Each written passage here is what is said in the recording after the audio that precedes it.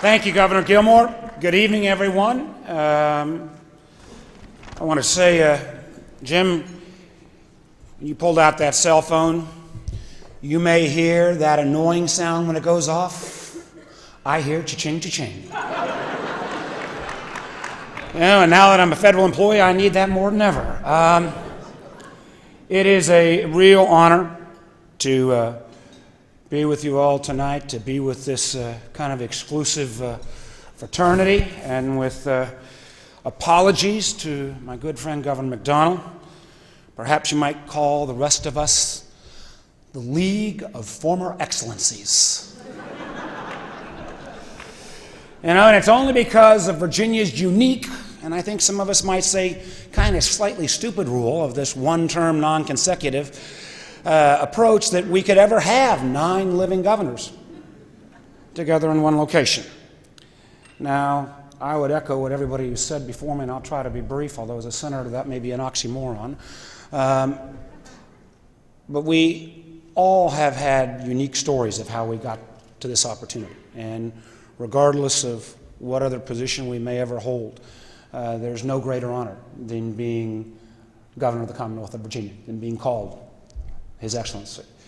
And I have to tell you, there are certain similarities amongst all 9 of us that haven't been pointed out yet. I was afraid coming number 7 or 8 or whatever number I am tonight, and if Lynn was going to get all the good stuff up front, that we might, he might take some of this stuff. But all 9 of us have been covered at one point or another by Tyler Whitley at the Richmond paper. I think Tyler started with Thomas Jefferson in terms of governors he covered. All 9 of us have had at one point or another a relatively unflattering picture by Bob Brown, also from the TD. And each one of us, regardless of party, and I think, George, you'd agree with this too, each one of us at one point or another have been bedeviled by Delegate Lacey Putney, who, matter of fact, since he was elected first in 1962, is going to have outlived and outdone all of us. So there are some uniquenesses about us.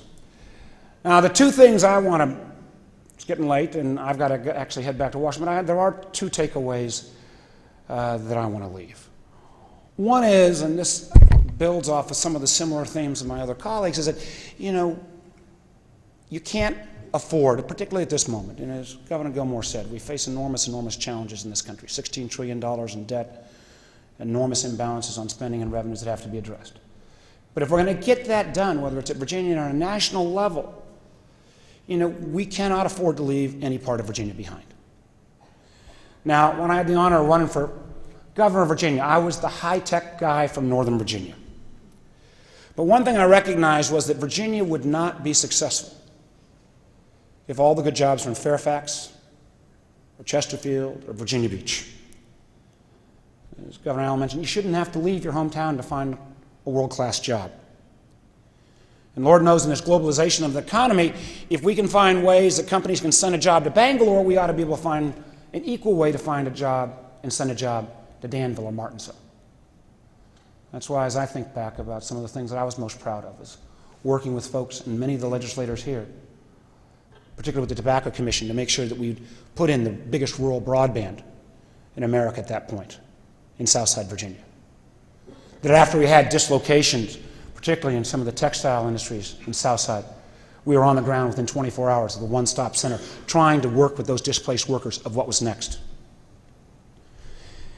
I remember as well my best day as governor, and Governor Allen, you mentioned yours, I remember mine. It was actually down in Russell County in Lebanon, and we were in Lebanon High School, and we were announcing 300 high-tech jobs that paid double the county's average. And there's a lot of stuff in politics that we all who have been involved, whatever level you serve at, that you make sacrifices with your family and challenges, but there are moments that make it all worth it. And I remember that day at Russell High School, a young man named Michael Kaiser came up to me, and as clear as a bell, saying, Governor, he was going off to Virginia Tech. He said, before this, I always thought I'd have to move away from Russell County if I ever wanted to find a world-class job.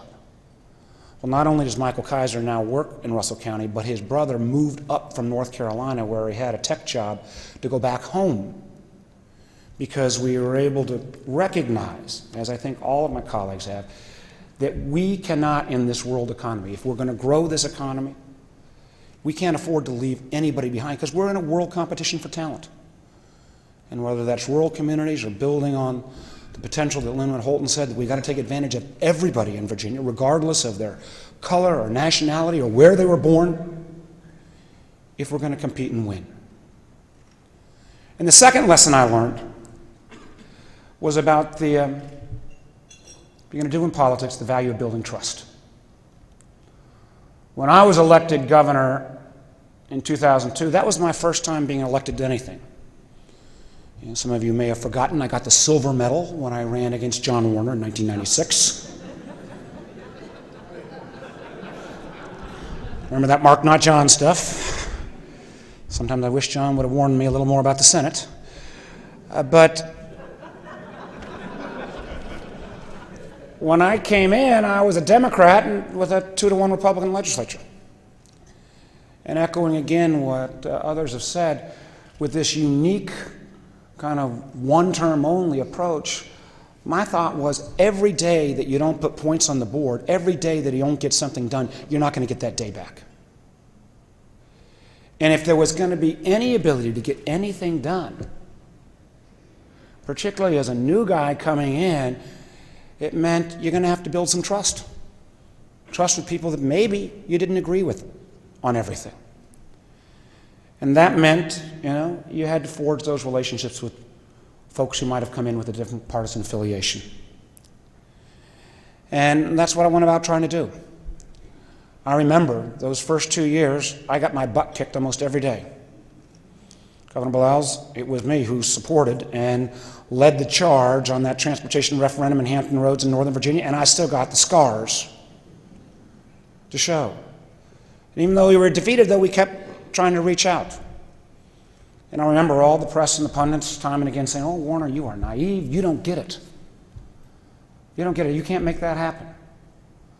Well, as some of these folks in this room would remember, I spent a lot of time inviting my Republican colleagues over to the mansion for dinners and occasionally late-night cocktails. I think I may have been the only governor that would show up at more than one delegate's apartment with pizza and beer, trying to forge a relationship. There were some great bipartisan basketball games that ended up with some conversations afterwards that led to discussions about how we could try to get Virginia's problem settled. And yes, Jim, that cell phone came in use many, many times. If I couldn't get to the legislator, I'd get to their wife or their daughter or their girlfriend or whatever it took. And after a couple of years,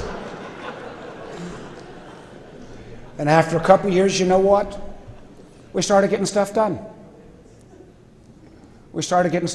And in Virginia, in 2005, Virginia was recognized as the best managed state in the country. It was recognized as the best state for business. And it was recognized as the best state for a lifetime of educational opportunity for children. Now that only happened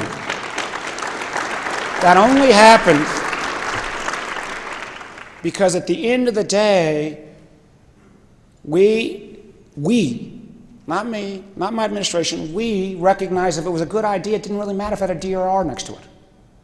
That the vast majority of Virginians hired us to get stuff done, not to simply point out what's wrong with the other guys. And God knows, if there is anything that just plagues Washington, it is the single most frustrating place in America, maybe in the world at this point. It is this back and forth blame game as opposed to getting things done. I may not agree with Governor Gilmore and everything, but I give him enormous credit and attention for laying out ideas about how we can get this economy growing again. I may have different ideas, but we ought to not be willing to not compete with ideas, but at the end of the day realize it can't just be about competition, it also has to be about getting stuff done. Without that plan that George Allen mentioned, you're not going to score. And that's why tonight, and I've got to head back after I hear from Governor Kane and Governor McDonald to get back into the fray. That's why, though, I wanted to be here tonight because, this is what the Sorensen Institute's all about. I remember Lee Middleditch. Where's Lee? Where's Lee? Is Lee still here? I remember Lee Middleditch coming to me 19 years ago as a business guy at that point saying, we got this idea, he and Michael Bills, that said, let's see if we can take that unique specialness about Virginia, where people in Richmond know people in Norfolk and they know people in Winchester, where we can actually not just be against stuff, but that where we can train people to take a role in public service. I wasn't sure it was going to get much traction. But 19 years later, we've got every living governor and a great former lieutenant governor. I'm proud of somebody I had in my cabinet, John Hager, here celebrating what is so unique about Virginia. So I want to commend the Sorensen Institute for the job they've done, for the job they need to keep doing, and for the fact that we do need a little bit more Virginia kind of can-do, get stuff done in Washington and across the country if we're going to regain that kind of national growth and national and international leadership we need. Thank you very much. And with that, let me turn it over to somebody who's been a friend of mine for 32 years. We met each other in law school. He became a lawyer, I became a client.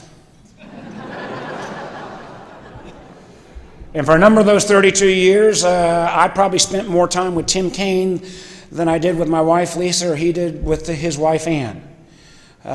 He was a great city council member of this great city. He was a great mayor of Richmond. I had the great honor to work with him as lieutenant governor, and then he has gone on to be a great governor. So let me present to you His Former Excellency, the 70th Governor of the Commonwealth of Virginia, my friend Tim Kaine.